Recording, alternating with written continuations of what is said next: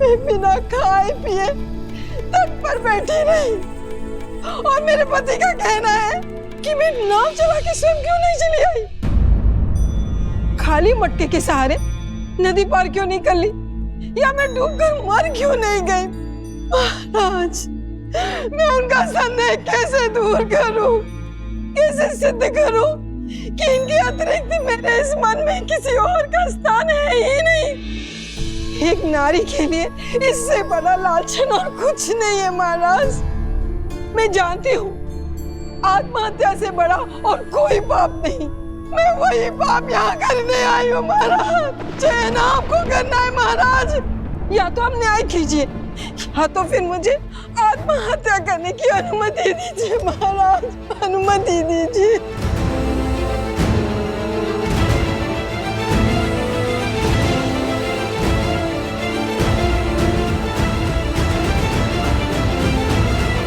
भैया, हमें इसी क्षण जाकर उस वस्त्रक को दंड देना चाहिए और यदि आवश्यकता पड़ी तो पूरे समाज को दंडित करना चाहिए।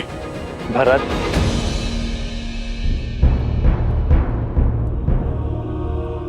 अपने सत्य का कोई साक्षी है आपके पास? हाँ महाराज, है एक साक्षी, वो नाविक जो मेरे साथ रात को उस पार बैठा हुआ था। वो भी जल स्तर उतरने की प्रतीक्षा कर रहा था और प्रातः काल जब सब लोग जा रहे थे उन सब ने देखा था कि हम दूर दूर बैठे थे।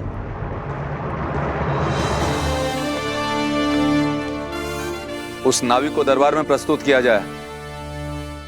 कौवे के घोंसले में अंडे किसके हैं?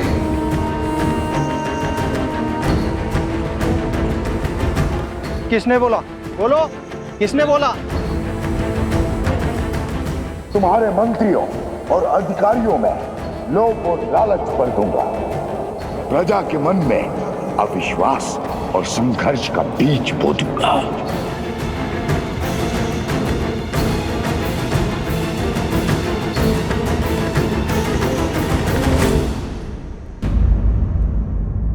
स्त्री को सम्मान सहित राज्य के आश्रय में रखा जाए। शीघ्र ही सभी पक्षों को सुनकर निर्णय लिया जाएगा। स्त्री के पति का पक्ष जानना आवश्यक है। इसमें प्रमाण की क्या आवश्यकता? जब मेरी पत्नी मेरे साथ नहीं थी तो किसी और के साथ ही होगी। कुलीन घराने की स्त्रियां यूं वन बिहार में अकेले नहीं घुमा करती, और वो भी इतनी रात्रि में।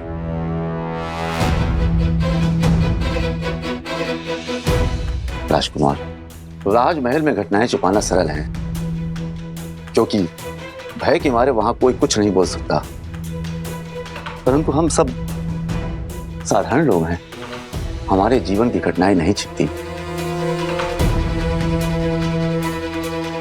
राजा से कोई प्रश्न नहीं पूछ सकता, पर हम पर उंगलियां तुरंत उठ जाती हैं। दुष्ट! तुम्हारा दुस्साहस कैसे हुआ? तुम कहना क्या चाहते हो? देखा ना राजकुमार, राजमहल के विषय में प्रश्न हो तो ये प्रतिकार मिलता है आपके द्वारा। देखा गांव वालों, ये अन्याय है। उचित अनुचित का निर्णय राजा करते हैं, कोई और नहीं। छोड़िए, प्राण निकल जाएंगे। ये कैसा न्याय है? राजकुमार छोड़ दीजिए।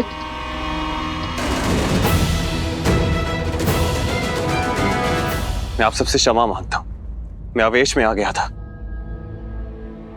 पर आपका पक्ष राजा राम ही देखेंगे। आपका पक्ष सुनकर ही निर्णय किया जाएगा।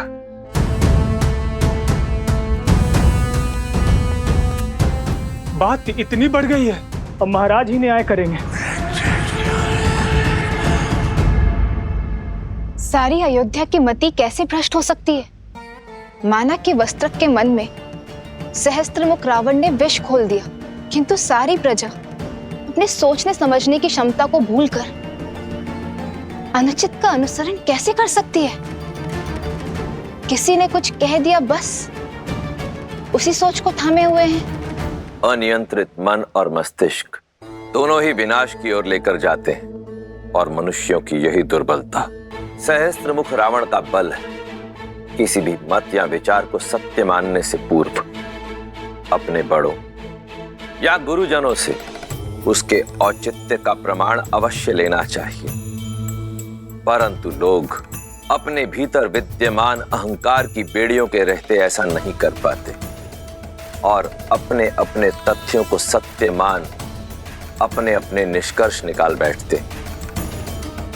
कुछ ऐसा ही हो रहा है अयोध्या की प्रजा के साथ। अब सियाराम का अगला युद्ध इसी सोच के विरुद्ध होगा। ये द्वंद्व ही है उनके जीवन का अगला पड़ाव।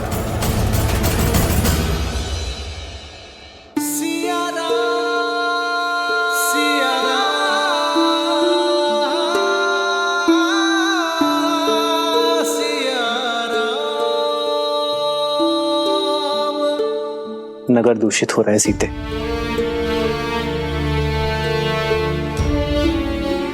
आज एक स्त्री को उसके पति ने केवल इसलिए घर से निकाल दिया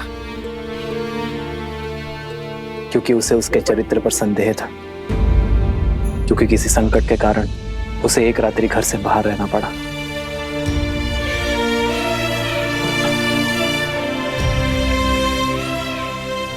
जैसे इस पात्र पर कालिक जमी है, वैसे ही कुविचारों की कालिक प्रजा के मन में जम गई है आर्य। तो हमें करना ये है कि अपने विचारों और विश्वास के स्वच्छ वस्त्र से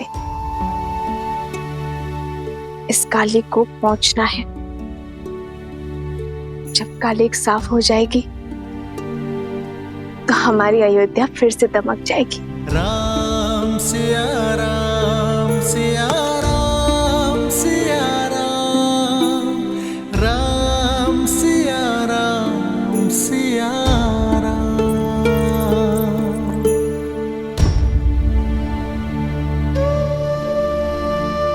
अयोध्या हमारी है आर्य, ये नगर हमारा है आर्य। यदि यहाँ कोई समस्या है तो ये हमारा कर्तव्य है कि हम हर गली में जाकर प्रजा की स्थिति देखें।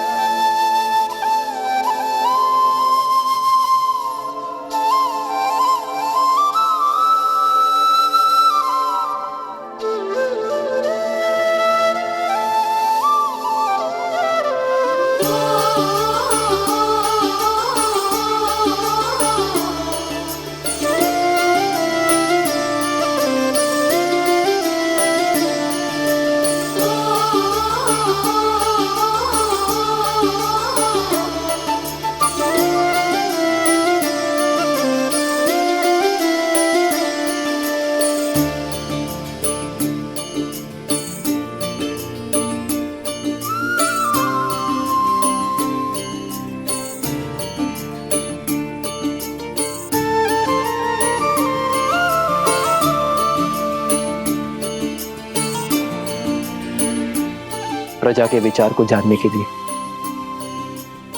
प्रजा का अंग बनना होगा सीते। जो एक राजा के आगे अपनी बात खुलकर नहीं कह पाएंगे, वो एक साधारण नागरिक के आगे अपनी बात कभी नहीं छुपाएंगे। प्रतिदिन आप पर गर्व बढ़ता ही जाता है आर्य।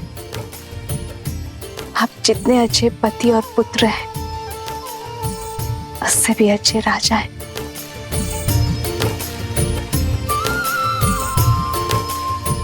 सर, तुम मुझे अपनी पत्नी पर है सीते, जो हर विपरीत परिस्थिति में भी एक ढाल बनकर मेरे साथ खड़ी रहती है। जन्म जन्म का है ये संगम, राम रतन सीता वैभव धन।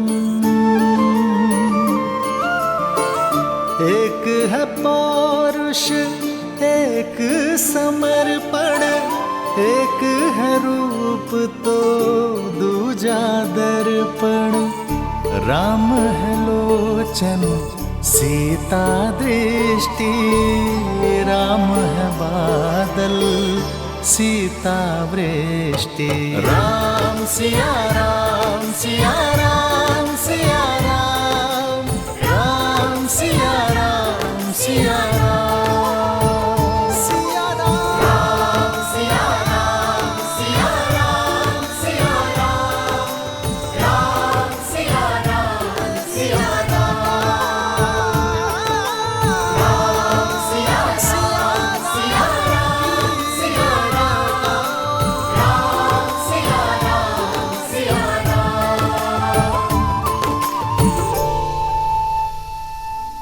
महादेव, श्री राम को इस युद्ध में विजय देना, अयोध्या को हर संकट से बचाना। सुना है कि राजा के भाई शत्रुघ्न ने वस्त्रक पर आक्रमण कर दिया है। वही तो, ये कैसा शासन है? जब किसी पर आरोप लगता है तो उसका न्याय किया जाता है, ना कि इसे ऐसे ही कहीं से उसको पकड़ लिया जाता है। प्रजा उचित अनुचित की सीख अपने राजा से ही तो पाती। यदि हमारे रघुवंशी ऐसा समाज बनाना चाहते हैं जहां स्त्रियों की त्रुटियों पर पर्दा डाला जाए, तो ऐसे तो हम दूसरे नगर में पहुंच जाएंगे भाई।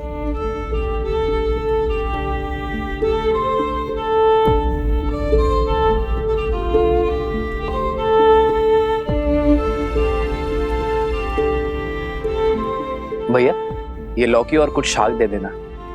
सुना है वस्त्रक को राजसभा में बुलाया गया है, कहीं उसका प्रश्न अनुचित तो नहीं? न प्रश्न अनुचित था, न पत्नी का परित्याग। खाने की वस्तुएं भी पवित्र है या नहीं है जांचा जाता है, परंतु पत्नी की पवित्रता कैसे जांचें? पवित्रता का प्रमाण तो खोजना होगा, अन्यथा हम अपनी पत्नी पर संदेह करेंगे और उनसे प्रश्न करेंगे और हमारे भले पूरे परिवार नष्ट हो जाएंगे। जब राज परिवार ने स्वयं ही अनुचित उदाहरण प्रस्तुत कर दिया है तो कोई क्या करे? ये लीजिए भैया।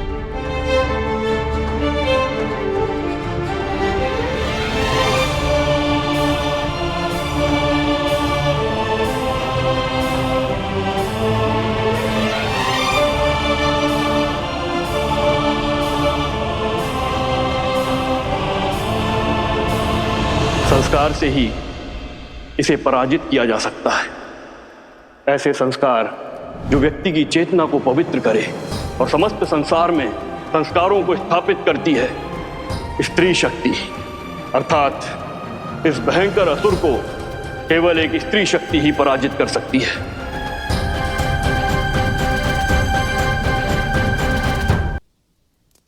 पुंसावन संस्कार तो मंगलपूर्वक संपन्न हो गया। अब सीमांतो नयन की सज्जा प्रारंभ करनी है।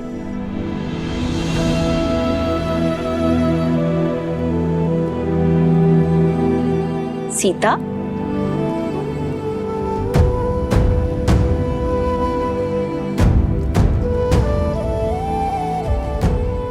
पुत्री, अभी तक जाग रही हो?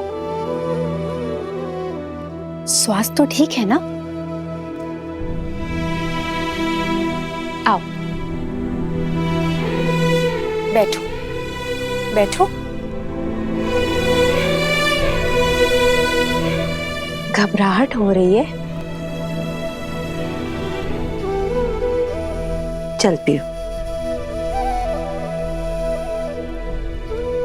मैं ठीक हूँ माता, बस श्री राम की प्रतीक्षा कर रही थी। आपके कक्ष में प्रकाश देखा तो यहाँ आ गई। आप अभी तक सोए नहीं? तुम्हारी नींद पति ने उड़ाई है और हमारे पुत्र ने।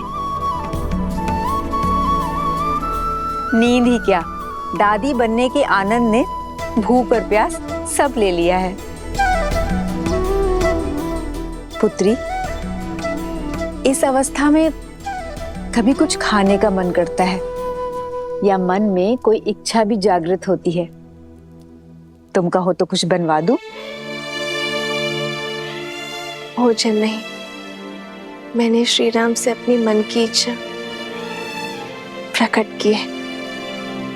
मैं कुछ समय के लिए वन में रहना चाहती हूँ, किसी महान ऋषि के सानिध्य में ज्ञान प्राप्त करना चाहती हूँ। और श्री राम ने वचन दिया है कि वो मेरी इच्छा अवश्य पूरी करेंगे। उत्तम विचार है पुत्री। गर्भ अवस्था में गर्भ में जो संस्कार देते हैं उसी से उसका चरित्र और भविष्य निश्चित होता है। माता की दशा ही संतान में संस्कार देती है। पर दीदी, आश्रम का जीवन कष्टदायी होता है और इस अवस्था में विश्राम करना महत्वपूर्ण है। जीवन भर महलों के सुखों ने मुझे वो नहीं सिखाया जो 14 वर्षों के वनवास ने मुझे सिखा दी।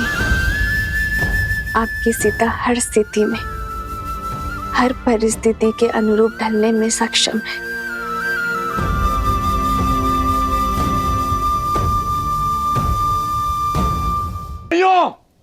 ये सारा दोष इन नाविकों का है, तो धारा पार कराने की आड़ में अपना दूषित खेल खेलते हैं। इसीलिए मैंने तो अपनी पत्नी को घर से बाहर निकाल दिया। अब राजा राम को भी चाहिए कि वो भी उस नाविक को नगर के बाहर निकालें। यही न्याय संगत होगा भाइयों, यही न्याय संगत होगा। ये निर्णय लेने वाले तुम होते कौन हो? स्वयं की दृष्टि में दोष है और फल भुगते साधारण नाविक। यदि अपनी पत्नी पर विश्वास नहीं था तो क्यों उसे आने दिया अकेले? अरे सुरक्षा के लिए साथ आना था ना।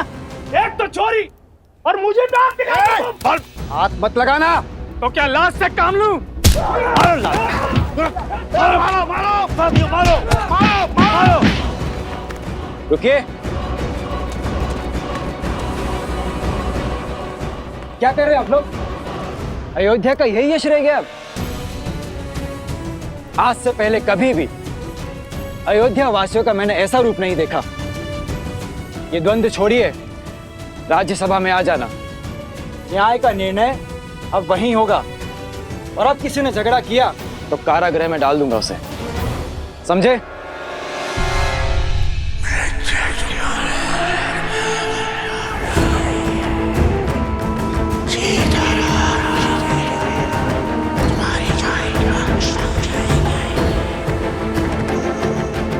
कल का दिन मेरे राज्य के लिए बहुत कठिन होगा।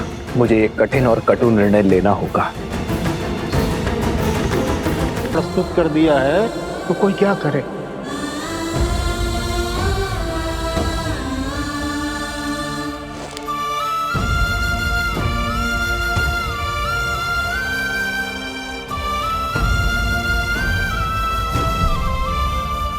जब मन पर भार हो तो कितने भी दिए बुझा लो, अंधकार कर लो,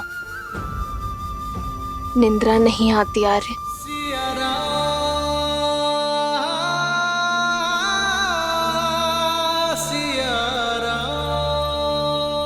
मैं आपकी चिंताएं समझ सकती हूँ आर्य।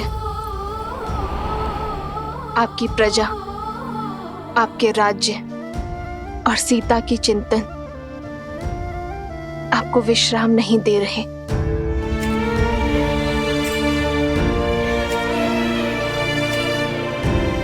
किंतु आपकी चिंता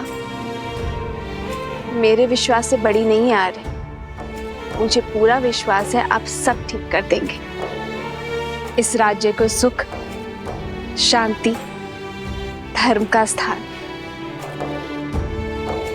राम राज्य देंगे।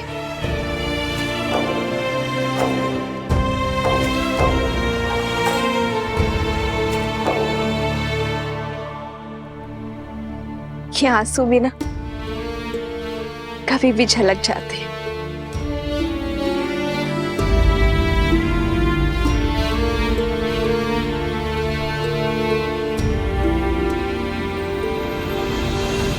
राम सिया राम सिया राम सिया राम, राम सिया राम सिया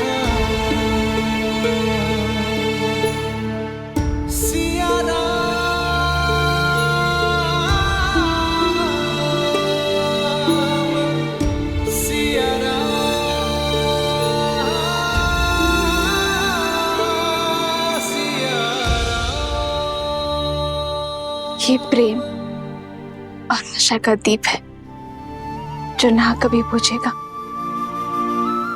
और ना आप इसे कभी बुझाएंगे। निराशा शब्द में भी आशा भरी है आर्य। राम राज्य बहुत बड़ी आशा है। अंधकार को प्रज्वलित करने के लिए केवल एक दीप ही पर्याप्त है।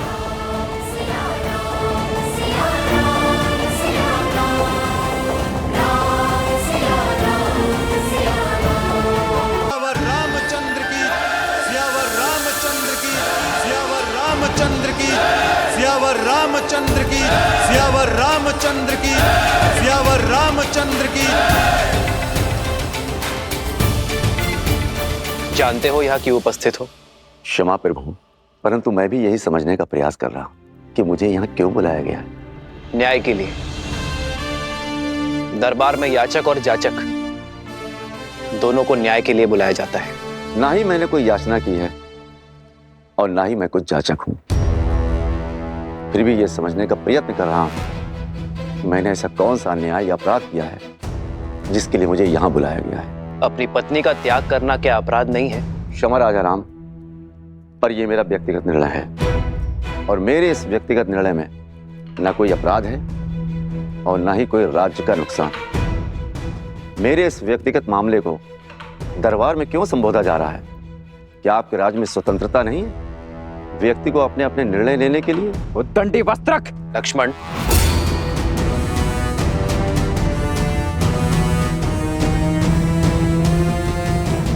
निर्णय और मामला दोनों अवश्य व्यक्तिगत है, किंतु अन्याय एक स्त्री पर हुआ है। उसने अपनी व्यक्तिगत स्वतंत्रता का उपयोग कर सहायता और अन्याय का निवारण मांगा है और यह अवश्य ही राज्य के क्षेत्र में आता है। वस्त्रक, न्याय करना एक राजा का परम धर्म है और इसी कारणवश तुम्हें यहाँ बुलाया गया है। तो न्याय अवश्य होना चाहिए राजा राम, परंतु आशा करता हूं कि याचक एक स्त्री है और आप पक्षपात बिल्कुल नहीं करेंगे उस याचक पर जो एक पुरुष है। मौन हो जाओ वस्त्रक, अन्यथा यहीं तुम्हारी जिह्वा काट दूंगा मैं।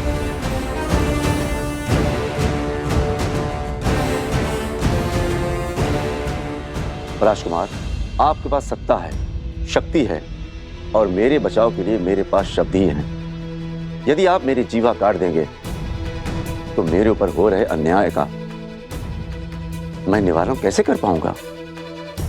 ना ही इनकी जीभा काटी जाएगी और ना ही तुम्हें रोका जाएगा। तुम्हें अपना पक्ष रखने की पूरी संधि मिलेगी। बताओ, अपनी पत्नी का त्याग क्यों किया तुमने वस्त्रक? ये रात भर घर पर नहीं आई और इसका यह कहना है कि इस नाभिक के साथ तट पर रात भर थी। इसलिए महाराज, मुझे इसकी पवित्रता पर संदेह है। संदेह संपूर्ण परिवार, मित्र और राज्य सबके लिए घातक होता है।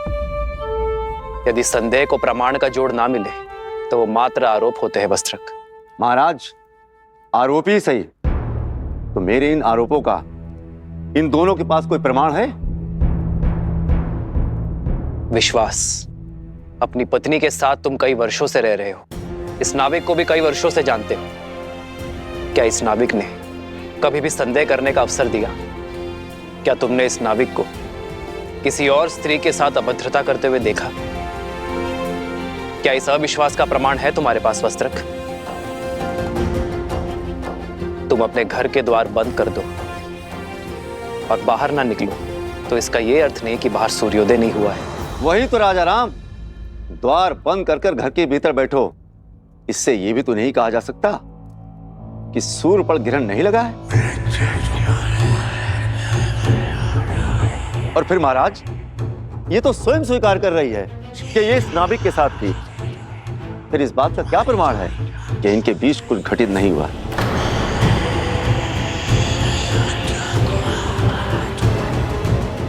और महाराज, सिर्फ बात मेरी नहीं है, मैं अपनी पत्नी पर विश्वास कर भी लूं, मित्र पर भी विश्वास कर लूं।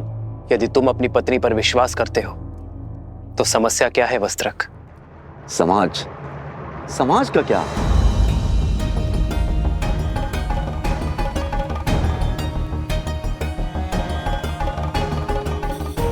यही समाज जो अपनी बातों से मेरा घर फूकेगा, अपने कटाक्षों से मेरे संबंधों पर लांछन लगाएगा, यहां तक कि मेरी संतानों तक को ताने मारेगा, उल्हाना देगा, जहां कहीं से भी निकलेंगे फुसफुसाहट करेगा। महाराज, मनुष्य विवाह करता है सुखी रहने के लिए, जब सुखी नहीं रह जाएगा तो उस संबंधों का रखना क्यों? मैं एक वस्त्रक हूं, वस्त्रों पर लगे लांछनों को धोता हूं, अपने ही मस्तक पर कलंक सजाकर कैसे जी सकता हूं?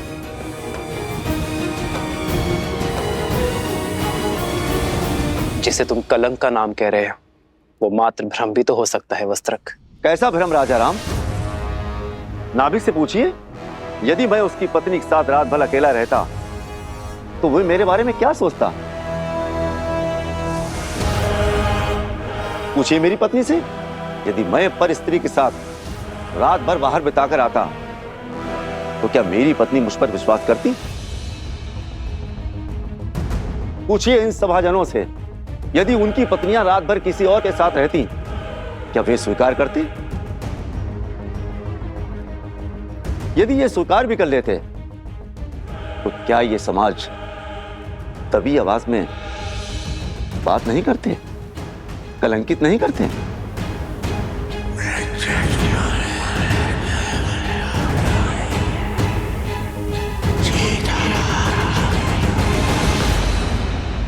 विश्वास का केवल एक ही आधार है, प्रेम। यदि प्रेम सत्य है तो अविश्वास कैसा? यदि प्रेम है तो विश्वास क्यों नहीं? क्षमा करना महाराज, समाज के शब्द रूपी बाण सबसे पहले सुख पर वार करते हैं और फिर प्रेम पर प्रहार करते हैं। मैं किसी उच्च पद पर विराजमान नहीं हूं और ना ही कोई बड़ा सेठ हूं जिससे लोग भय से या सम्मान से चुप रहेंगे। मैं तो एक मामूली वस्त्रक हूं। वस्त्र धुलने में कोई कमी रह जाती है तो कोई कुछ भी सुनाकर चला जाता है। हो सकता है मेरी सोच अनुचित हो और यह भी हो सकता है कि मेरी पत्नी पवित्र हो, पर मैं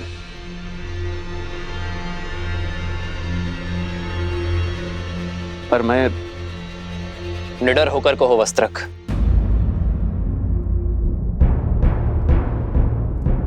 मैं मर्यादा पुरुषोत्तम राम नहीं हूं।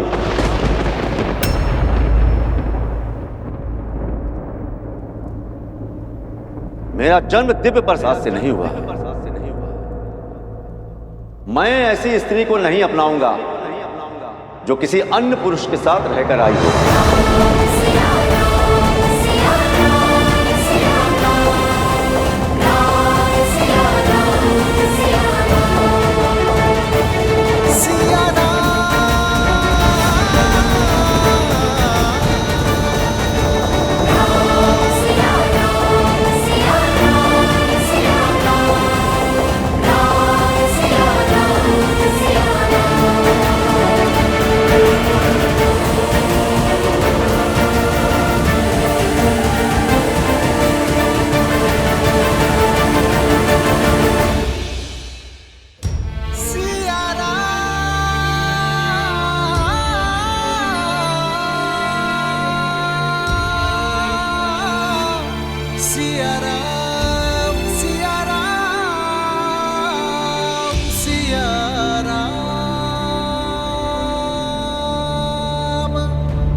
यदि हमारे रघुवंशी ऐसा समाज बनाना चाहते हैं जहां स्त्रियों की त्रुटियों पर पर्दा डाला जाए तो ऐसे में तो हम तो दूसरे नगर में बस जाएंगे।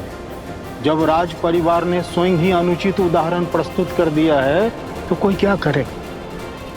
मैं एक वस्त्रक हूं, वस्त्रों पर लगे लांछनों को धोता अपने ही मस्तक पर कलंक सजाकर कैसे जी सकता हूं? पूछिए इन सभाजनों से, यदि उनकी पत्नियां रात भर किसी और के साथ रहती क्या वे स्वीकार करती? मैं मर्यादा पुरुषोत्तम राम नहीं हूं। मेरा जन्म दिव्य प्रसाद में नहीं हुआ है। मैं ऐसी स्त्री को नहीं अपनाऊंगा जो किसी अन्य पुरुष के साथ रहकर आई हो।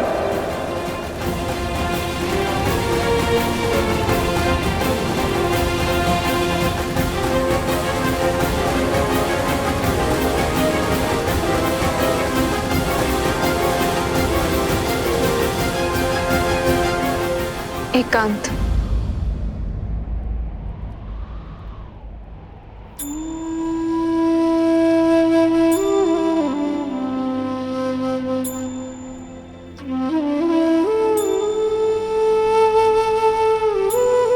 चरित्र का प्रमाण जो लंका में दिया, क्या वो अयोध्या में भी देना होगा? आर्य अग्नि परीक्षा।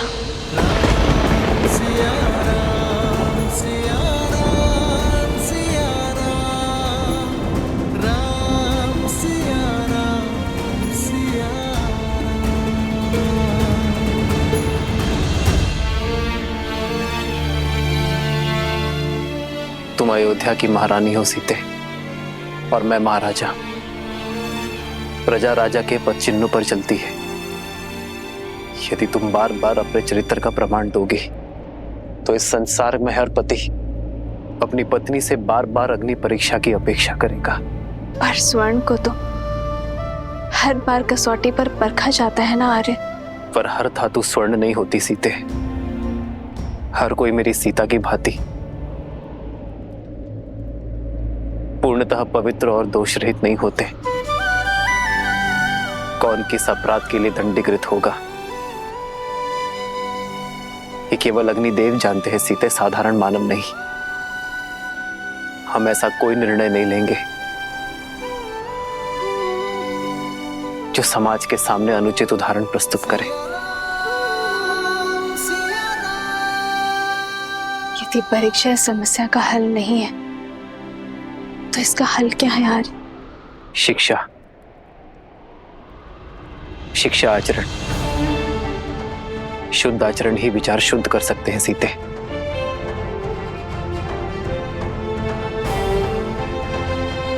मैं नहीं जानता सीते कि अपने समाज को कैसे शिक्षित करूं, कैसे अपनी प्रजा के मन में उठ रहे प्रश्नों को रोको। वो प्रश्न जो उनके नेत्रों में दिखते हैं जब वो मुझे देखते हैं। तनिक सोच यार, जब तक मैंने स्वर्ण मृग नहीं देखा था तब तक मुझे उसके पाने की इच्छा नहीं थी। अर्थात जो नेत्रों को दिखता है वही मन को विचलित करता है आर्य, और जो नहीं दिखता उसके विचार भी नहीं आते और उस पर प्रश्न भी नहीं उठते।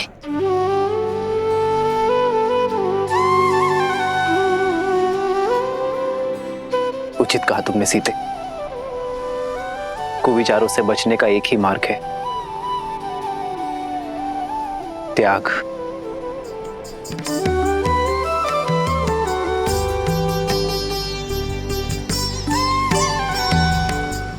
हम दोनों अपने राज्य का परित्याग कर देंगे तो ना ही कोई प्रश्न उठेंगे और ना ही कोई उत्तर की अपेक्षा करेंगे।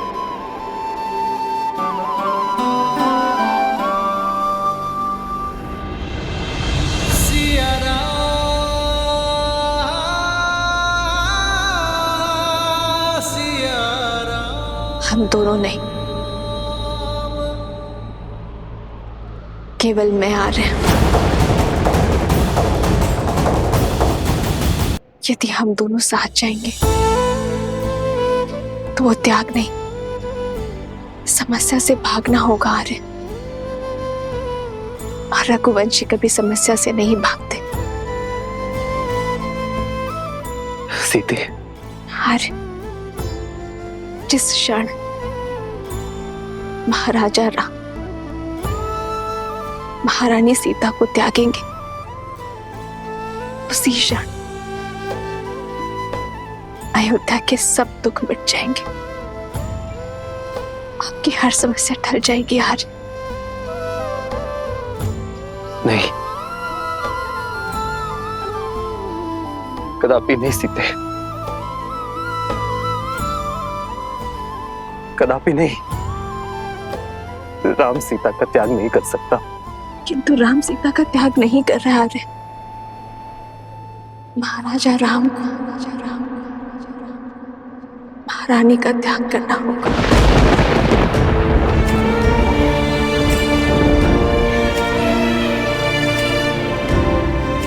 क्योंकि राजा राम पर उत्तरदायित्व है आर्य।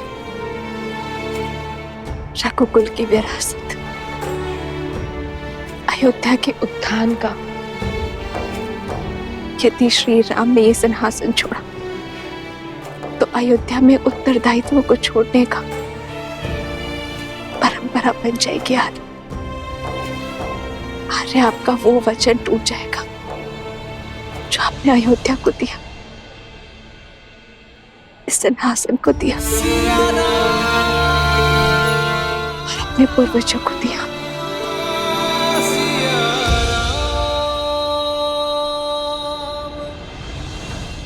और उस वचन का क्या? जो हमने एक दूसरे को दिए कि हर सुख में हर पीड़ा में एक दूसरे का साथ देंगे, साथ में हर समस्या का समाधान भी निकालेंगे। अब आप केवल राजा ही नहीं, होने वाले पिता भी हैं आर्य। आप प्रजा रूपी संतान को शिक्षा देने का भार उठाई और मैं हमारी संतान को संस्कार सिखाऊंगी आर्य।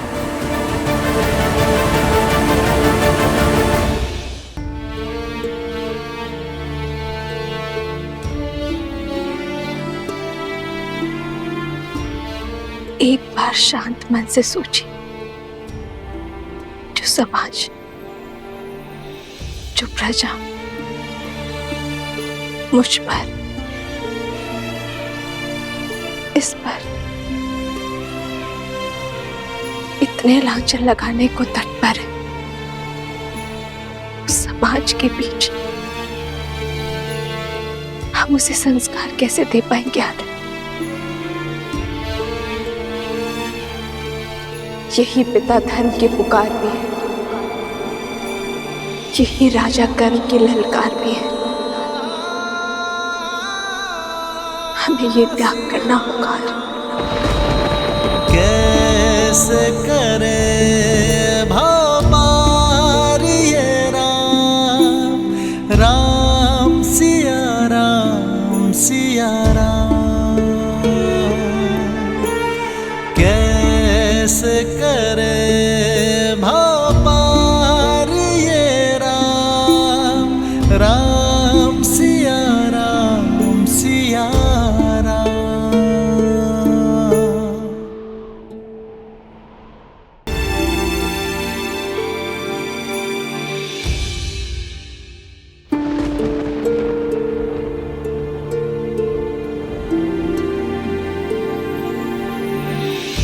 जन्म जन्म का है ये संगम, राम रतन सीता वैभव धन। राम है लोचन सीता दृष्टि, राम है बादल सीता वृष्टि। कैसे करे भव पार ये राम, राम सिया राम। राजा की आंखों में अश्रु तो प्रजा की आंखों में अश्रु कैसे देख सकेंगे आर्य? ये राम के अश्रु है सीते, राजा राम के नहीं। तो ये सीता का वचन है, शीघ्र ही समय आएगा जब अयोध्या से हर मलिनता नष्ट हो जाएगी, जब हमारी संतान के लिए यहाँ आना शुभ होगा, जब राम राज्य एक बार फिर राम सीता को साथ देखेगा। प्रारंभ के लिखे इस वियोग को हम प्रयास से एक बार फिर संयोग में बदल देंगे। रूठे से लगते सांसों के धागे, भीगे ये नैना सोए न जागे। तन से प्राण विलग हों जैसे सिया से राम अलग हो कैसे।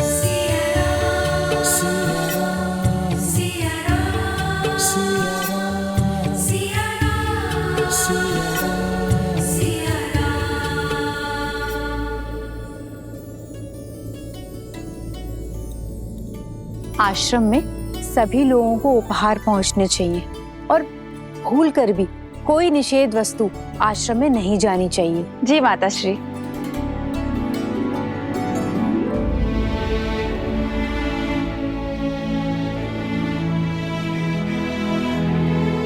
दीदी, दीदी आप आ गए?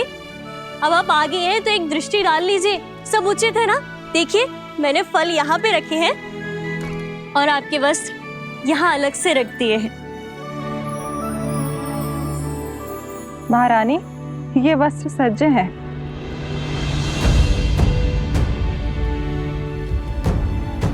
ये वलकल वस्त्र किसके लिए है?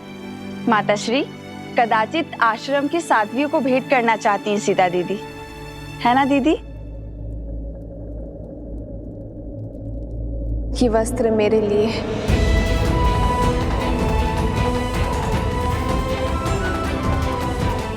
वस्त्रों का मानव स्थिति पर बड़ा प्रभाव पड़ता है ना। आश्रम जा रही हूं तो वस्त्र भी सात्विक होना चाहिए।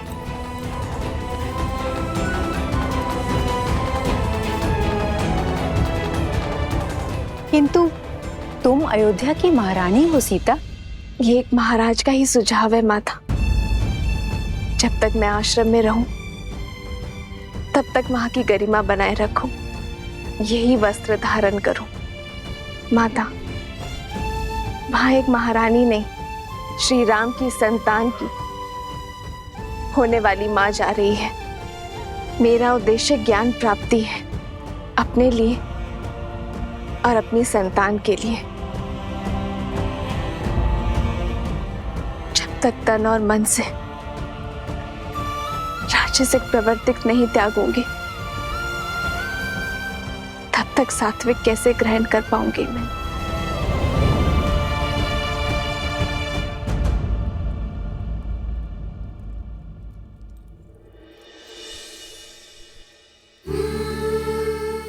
वर्षों तक श्री राम के साथ एक साध्वी की भांति इन वस्त्रों में बिताए हैं मैंने। इन वस्त्रों से अधिक अच्छा कुछ और नहीं लगता।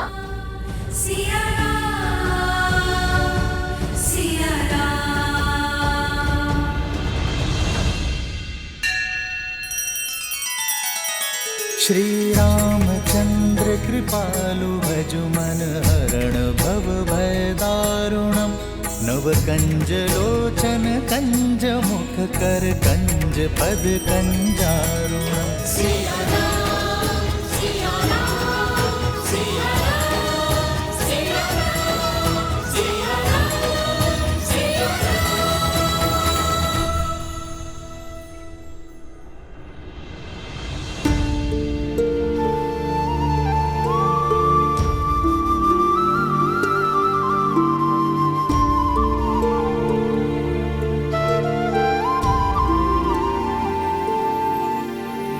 राम सिया राम सिया राम सिया राम।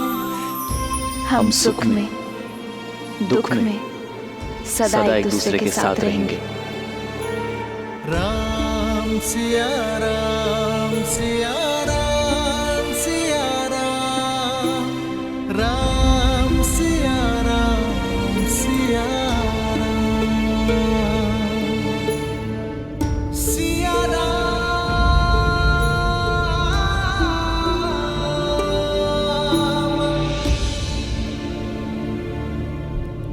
आपने स्मरण किया भैया।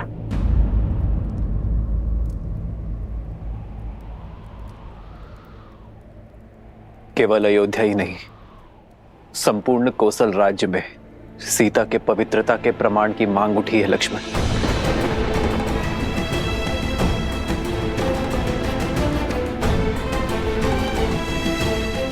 तो ऐसी मांग करने वाली जीवा को काट कर लाने की आज्ञा दीजिए भैया। संदेह की इस अग्नि से समस्त नगरी भी जलती है तो जल जाए, परंतु भाभी मां इस अग्नि की ताप को नहीं सहेंगी, कदापि नहीं सहेंगी। दोबारा भाभी मां कोई परीक्षा नहीं देंगी।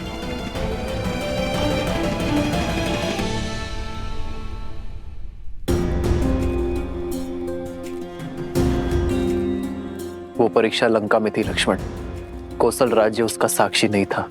भैया, यदि कोई साक्षी नहीं था तो ना सही, परंतु इसका अर्थ यह नहीं कि हमारी भाभी मां संसार की हर स्त्री, हर पुरुष के लिए अपनी पवित्रता का प्रमाण देती रहे। प्रजा राजा की संतान की भांति होती है भरत, माता पिता की भांति। एक राजा को राज परिवार के लिए बलिदान देना पड़ता है, इसलिए किसी भी परीक्षण के प्रमाण की अपेक्षा प्रजा से की जाती है, तो राजा और राज परिवार से नहीं।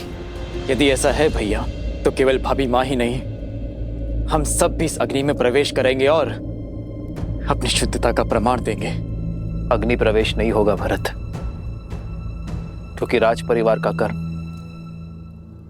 परंपरा बन जाती है। यदि ऐसा हुआ तो भावों में लिया गया निर्णय नियम बन जाएगा, और यह निर्णय न्याय और दंड का आधार बनेगा। कल को कोई भी व्यक्ति किसी पर भी संदेह होने पर उसे अग्नि में प्रवेश करने पर विवश कर देगा।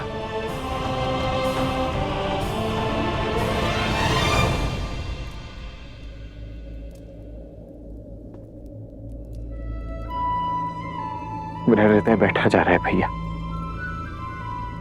आपके मन में क्या चल रहा है?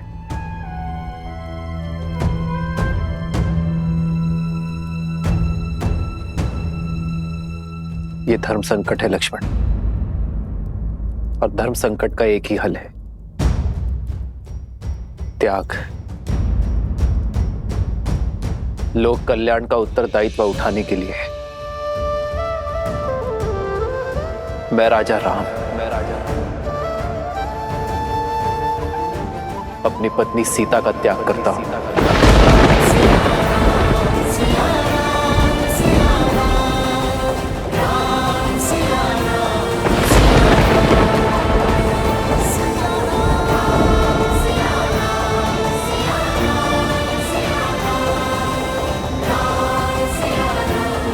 लक्ष्मण, तुम आज ही रात्रि सीता को वन में छोड़कर आओगे।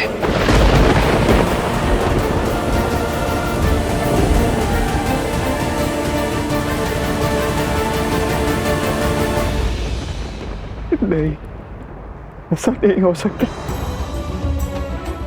भैया। 14 वर्षों के वनवास के पश्चात आप भाभी को जीवन भर का वनवास मत दीजिए।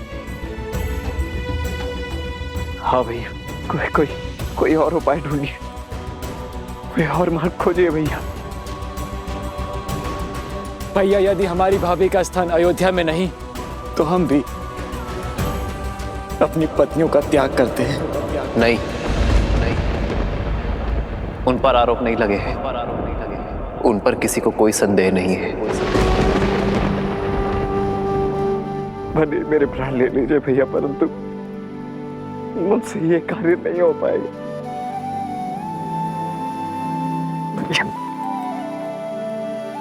ये अन्याय मत होने दीजिए भैया।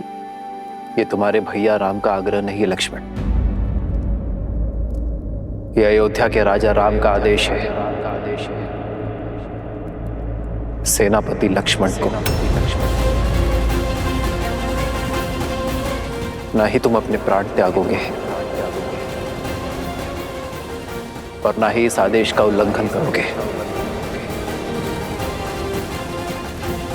इस आदेश का पालन होगा आज इसी क्षण।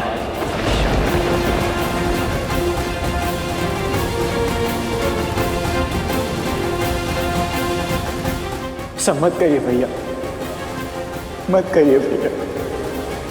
कोई और उपाय देख लीजिए, कोई और ऐसा मत करिए।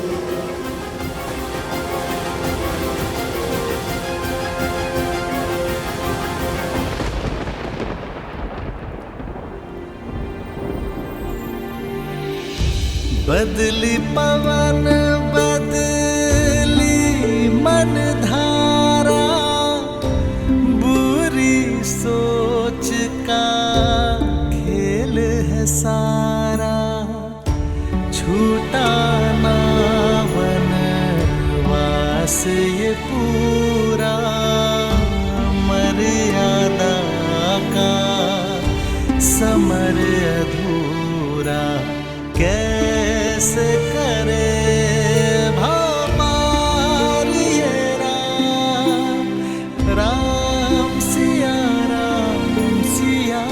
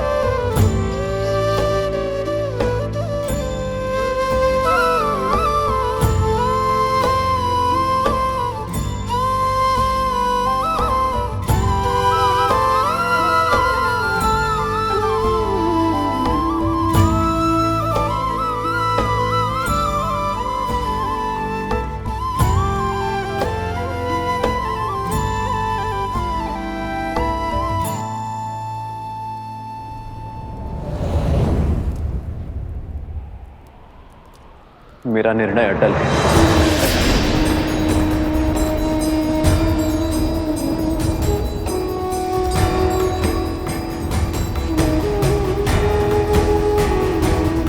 एकांत।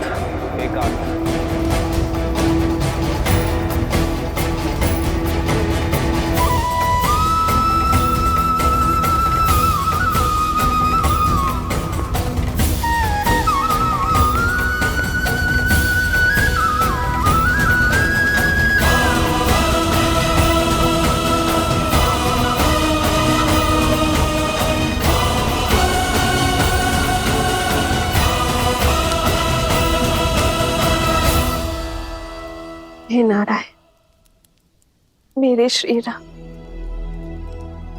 इस भूमि की कीर्ति बने रहे, अयोध्या के राजा का गौरव चारों लोकों में जगमगाए, मर्यादा की स्थापना के समर्पण में उनका संबल बनना प्रभु।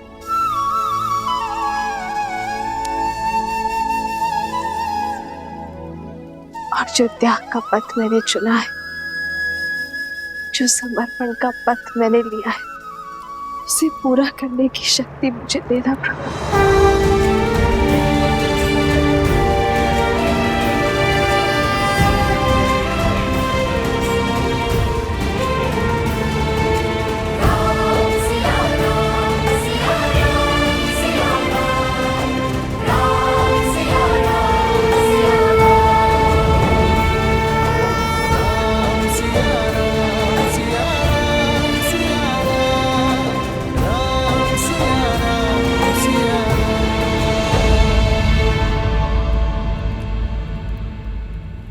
माता, माता, भरत, माता वो भैया राम। क्या हुआ भरत, क्या हुआ राम को? भैया को रोक लीजिए माता, भैया को रोक लीजिए। भरत मेरी घबराहट मत बढ़ाओ, क्या हुआ राम को, सब ठीक है ना? भैया ने लक्ष्मण को आदेश दिया कि सीता भाभी माँ को वन छोड़ा है। हाँ, सीता वन जा रही है आश्रम में रहने के लिए, ये तो सब जानते हैं। तो हुआ क्या? नहीं माता, आप हम समझ नहीं रही है। भैया ने भाभी का परित्याग कर दिया है माता।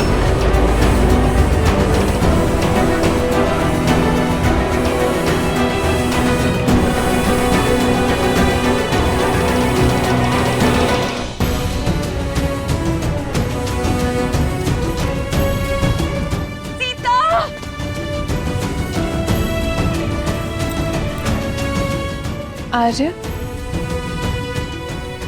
रात्रि इस पहर कहाँ जा रहे हैं आप? अयोध्या संकट में है उर्मिला, रघुकुल पर बहुत बड़ी विपदा आन पड़ी है।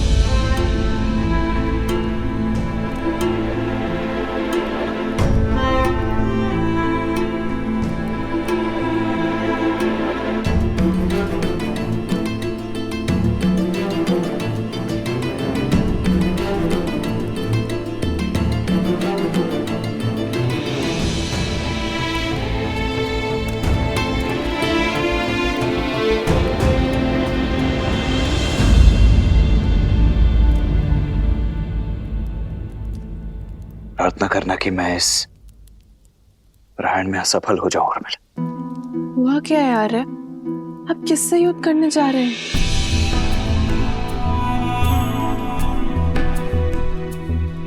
स्वयं से।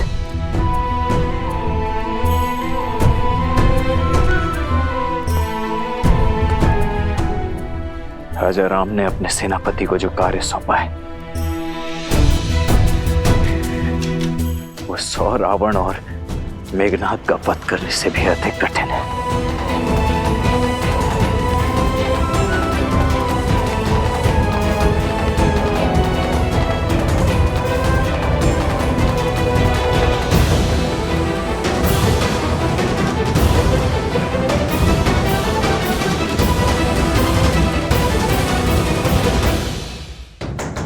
दरवाजा खोलो राम। राम द्वार खोलो राम, द्वार खोलो राम। राम, राम, हमसे बात करो राम, अपनी माताओं के सामने आओ। मुझसे हुई भूल मत दोहराओ राम। अपने मंच का विचार करो, अपने हृदय का विचार करो राम। सीता के प्रेम और समर्पण का विचार करो राम। राम, द्वार खोलो पुत्र। प्रजा के लिए कर रहे हो ना पुत्र, प्रजा के लिए। हम सारा दंड हम तीनों माताएं भोगने को तैयार है पुत्र। हमारे सारे पुण्य हम सीता को दे देंगे, उसके ऊपर लगा सारा लांछन मिटा देंगे, उसके लिए समाधि ले लेंगे। हमारे प्राण जाने के बाद प्रजा को संतोष तो मिलेगा ना पुत्र।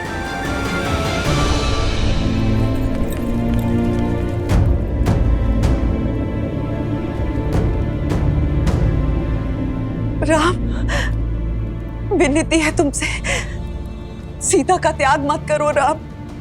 अपना हृदय बदल दो राम। हम माताओं की विनती है तुमसे। द्वार खोलो राम, पुत्र द्वार खोलो। सेनापति लक्ष्मण महाराज के आदेश का पालन करने के लिए उपस्थित है अयोध्या नरेश। महारानी सीता को वन में छोड़कर आने के लिए प्रस्थान करने की अनुमति दीजिए महाराज।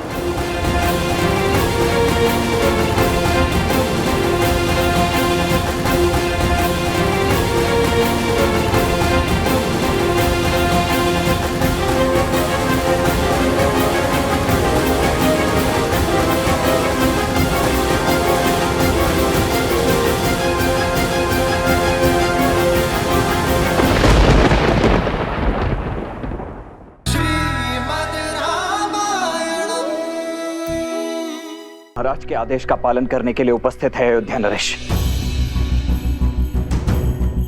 महारानी सीता को वन में छोड़कर आने के लिए प्रस्थान करने की अनुमति दीजिए महाराज।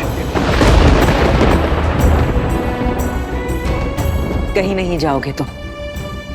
राम ने अपना निर्णय बदल लिया है। सीता कहीं नहीं जा रही, तुम कहीं नहीं जा रहे हो।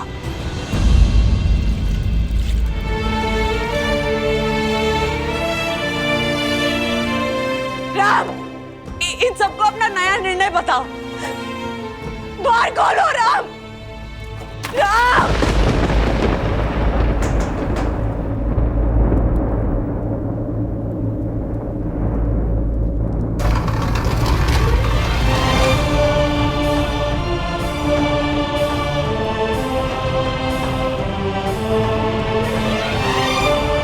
राम,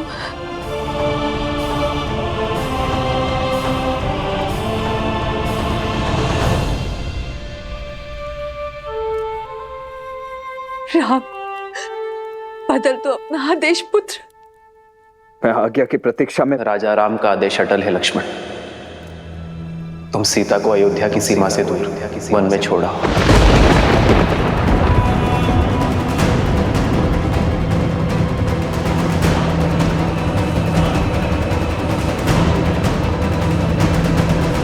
ऐसा नहीं हो सकता, ऐसा मत करो राम। ये अनर्थ मत करो। रघुवंश में प्रलय आ जाएगी राम, ऐसा मत करो।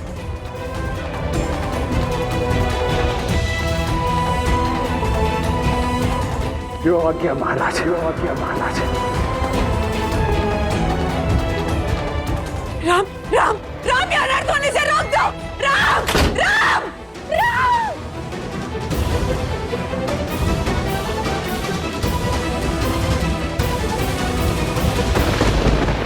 राम का निर्णय, राम का हृदय, आप यही बदल सकते हैं।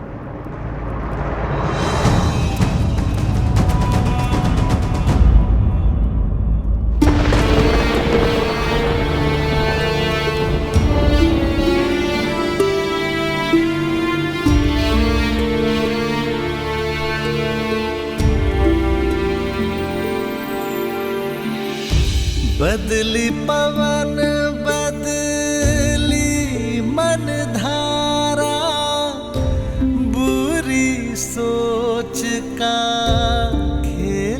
सारा छूटा ना वनवास ये पूरा मर्यादा का समर अधूरा कैसे करे भापार ये राम राम सिया राम सिया राम। क्षमा करना सीते,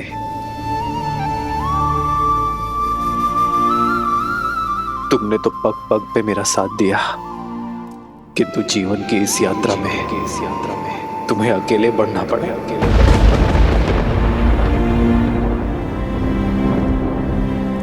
सीता कभी अकेले हो ही नहीं सकती यार। आप भले ही दूर हो, पर आपका मन और आपकी आत्मा सदा मेरे साथ है। दोनों एक हैं, बस यही सच है।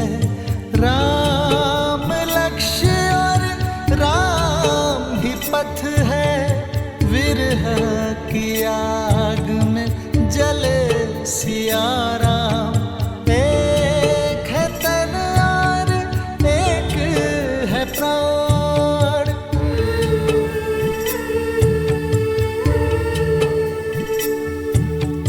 तन से प्राण विलग हो जैसे सिया से राम अलग हो कैसे। सिया राम सिया राम सिया राम सिया राम सिया राम।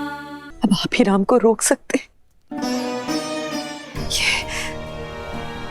ये अनर्थ होने से रोक दीजिए, रोक दीजिए, ये अनर्थ ना होने दीजिए।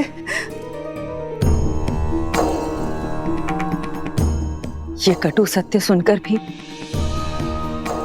आपकी आंखें क्यों बंद हैं?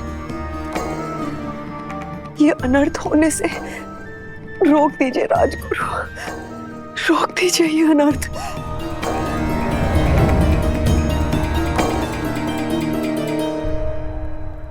राम का गुरु होने पर भी उन्हें रोकने का अधिकार मुझे नहीं है राजमाता, क्योंकि यह निर्णय अयोध्या नरेश का है, जिनका हर आदेश पति धर्म से बढ़कर पिता के धर्म पर आधारित है। राजा के लिए प्रजा संतान के समान होती है, और यह त्याग संतान के लिए है। समय कठिन है। राम का साहस बनिए, उनके निर्णय पर प्रश्न मत उठाइए देवी।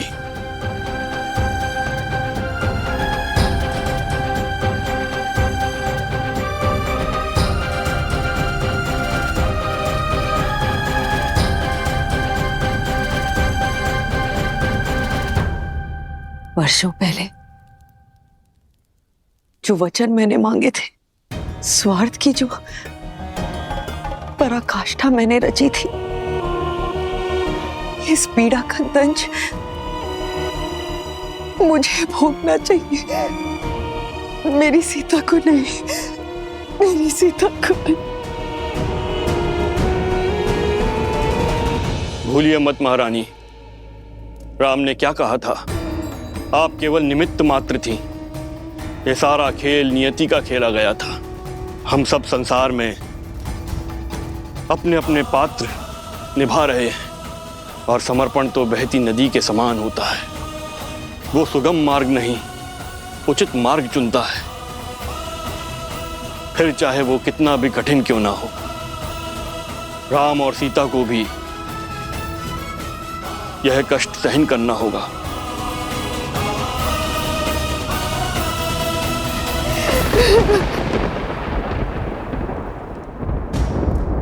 सिया राम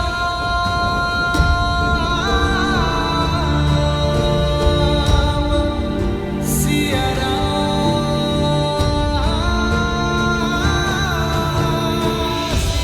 मिलन विरह की अजब ये लीला, मुख मुस्कान हृदय में करंदन, मर्यादा स्थापित करने, हर दुख का करते अभिनंदन, सिया जाती वन छोड़ के घर को, नर अवतार ले तार नर को, करते त्याग देते बलिदान, लक्ष्मी सिया नारायण राम। मैं सदा आपके और अपने परिवार का पोषण और कल्याण में रत रहने का वचन देता हूं। जीवन के हर निर्णय में मैं आपका परामर्श लूंगा। यदि कभी आपके धर्म पर या आप पर कोई संकट आया, आपकी रक्षा के लिए मैं अपने प्राण देने से पीछे नहीं हटूंगी। सीते, सीते।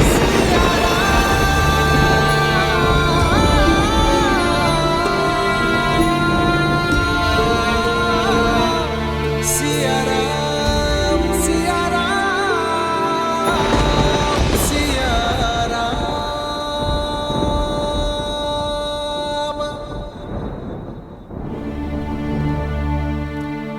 यात्रा बहुत ही लंबी और कठिन है भाभी माँ।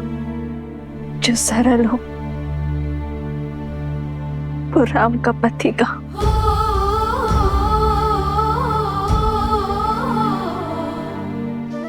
हे प्रभु, मेरे श्री राम को शक्ति देना।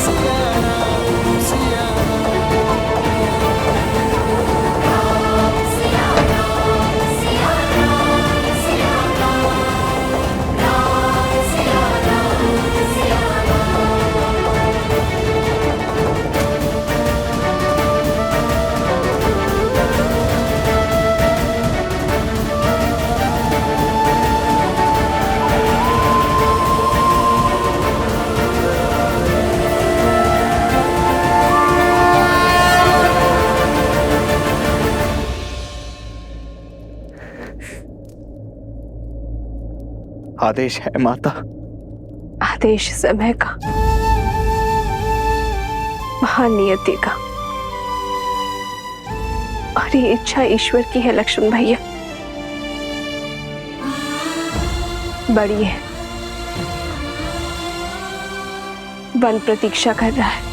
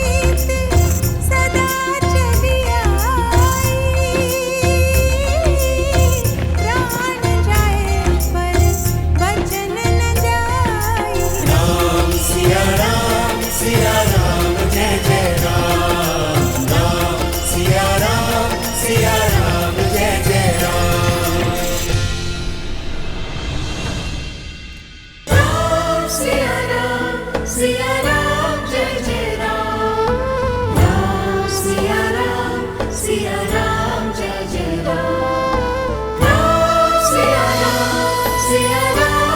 जय राम।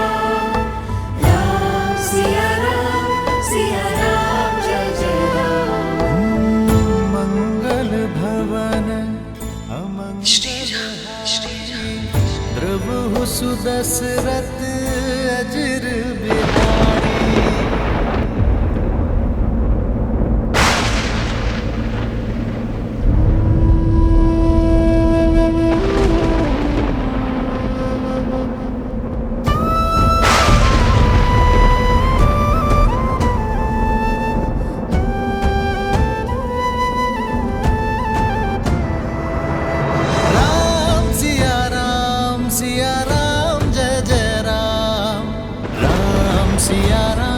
सिया राम जय जय राम। नियति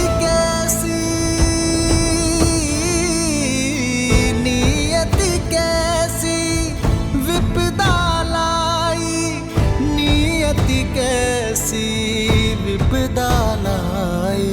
राम सिया राम सीते सीते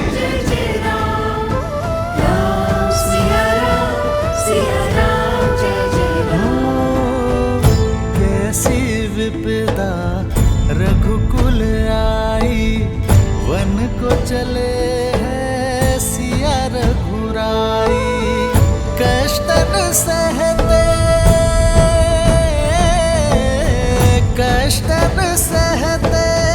श्री रघुराई, कष्टन सहते श्री रघुराई।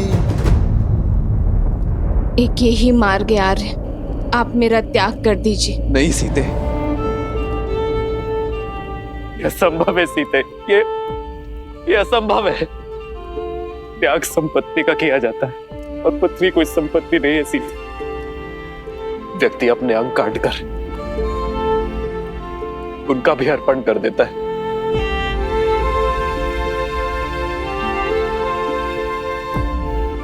तुम कोई अंग नहीं हो सीते है जो किसी विशेष कार्य के लिए इस राम से जुड़ी हो।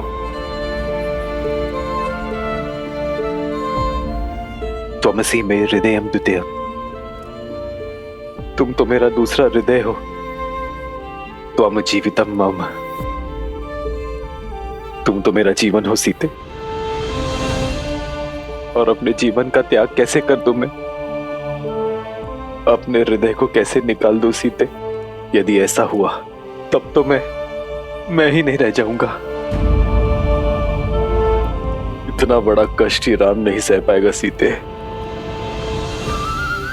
तुम्हारा राम इतना बड़ा कष्ट नहीं सह पाएगा।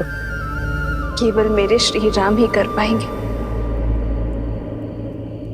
मेरे श्री राम अपने हृदय में शूल घोंपकर उस रक्त से शांति और आदर्श का पुष्प केवल मेरे श्री राम में खिला सकते हैं। अपने जीवन का त्याग करके जीवन की परिभाषा केवल मेरे श्री राम ही सिखा सकते हैं। साधारण मनुष्य तो भावनाओं के भावर में फंसते हैं आर्य, किंतु मेरे श्री राम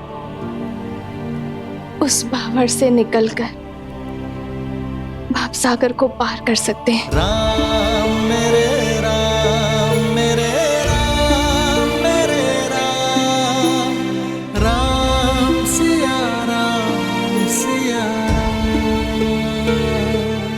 स्मरण कीजिए आर्य, राज्याभिषेक के लिए तैयार होते समय आपने ही मुझे समझाया था कि जो जीवन पर से अपना अधिकार त्याग देता है वो ऋषि है, और जो ऋषि है वही राजा बन सकता है। क्योंकि राज्य कोई अधिकार नहीं, दायित्व है। जिसके हृदय में धीरज हो, कंधों पर भार उठाने की शक्ति हो, जिसके पैर वृक्ष के जड़ों के समान स्थिर हो, जिसका मन पर्वत की भांति अटल हो, ऐसे व्यक्ति को ही ईश्वर राजा बनने का दायित्व देते हैं। आपके सामने जब ईश्वर का दिया हुआ दायित्व का लक्ष्य है, तब आपको जीवन का मोह घेर रहा है। एक शाखा के मोह में जब वृक्ष गिर जाता है तो वृक्ष के आश्रित पशु, पक्षी और पथिकों का क्या होगा? हरे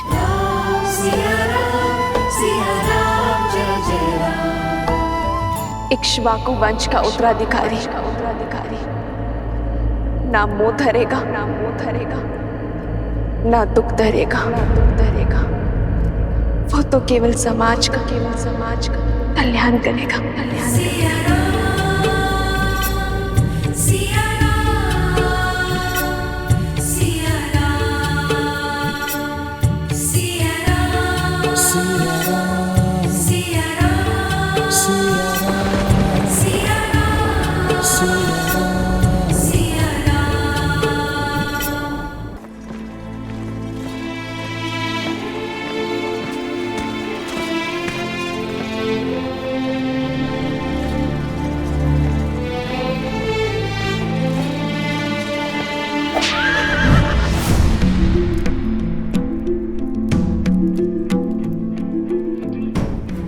आप सब यहां से जा सकते हैं।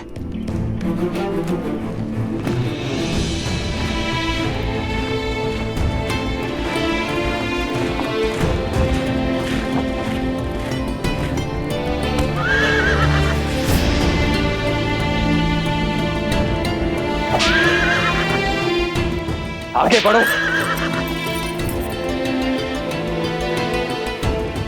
आगे बढ़ो।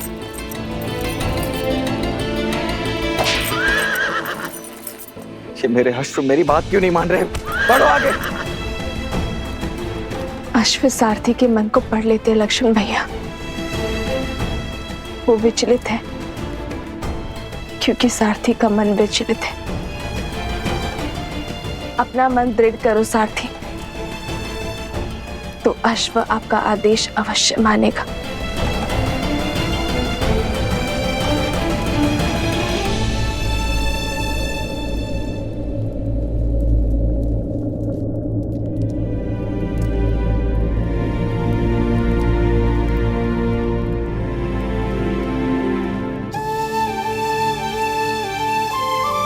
एक बात पूछूं भवेबा, कि इतना बड़ा अन्याय स्वीकार कैसे कर लिया आपने? अन्याय वो होता है जिससे मन में विद्रोह जन्मे लक्ष्मण भैया। मैंने तो केवल आदेश माना है, इसमें अन्याय कहाँ है? ये अन्याय नहीं, जीवन का अगला अध्याय है जहां मेरी यात्रा अकेले की है। पुराण जीती सुजैसे सुर गावा, सीता त्याग अनुज प्रभुआ।